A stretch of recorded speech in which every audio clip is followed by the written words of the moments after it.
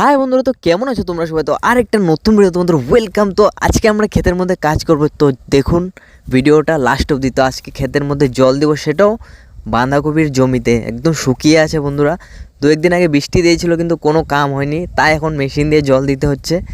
তো দেখুন এখন জল দিচ্ছি। ভিডিওটা ভালো লাগলে লাইক করুন অবশ্যই।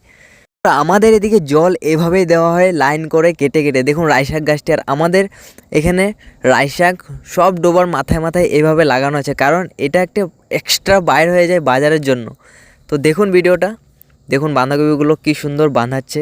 এখন মধ্যে আমি এসে দেখলাম কোনখানে জল জমে আছে, তাই দেখুন কীভাবে বাঁধাকপিগুলো বাঁধাচ্ছে। এইখানে জমেছিল জল, তো দেখুন বাঁধাকপিগুলো এখন বাঁধিয়ে আসছে। এগুলোতে যদি এখন জল না দিই, এগুলোতে ফল একদম পাওয়া যাবে না, কারণ 100 গ্রাম 200 গ্রাম বাঁধা হবে, এটা লাভে হবে না কোনো।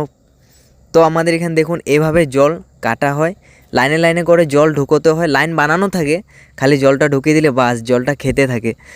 জলটা খেতে থাকে একদম বুটবুট বুটবুট বুট করে জলটা খায়, আর সুন্দর করে গাছটা টানে এরকম বেঁধে দিল। দেখুন এখানে বেঁধেছিলাম, জল জমা আছে, জমা হয়ে গেছিলো। বাইরে থেকে দেখছি জল দেখাই যাচ্ছে না, এখন এখানে এসে দেখলাম জল জমা হয়ে গেছে।